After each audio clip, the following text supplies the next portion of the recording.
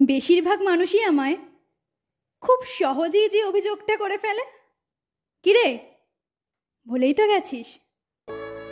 সত্যি বলতে হ্যাঁ, অনেকেরই খোঁজ নেওয়া হয় না এখন, কিছুটা ইচ্ছায় আবার কিছুটা ফালতু ঝামেলা থেকে বাঁচতে নিজেকেই গুটিয়ে রাখি।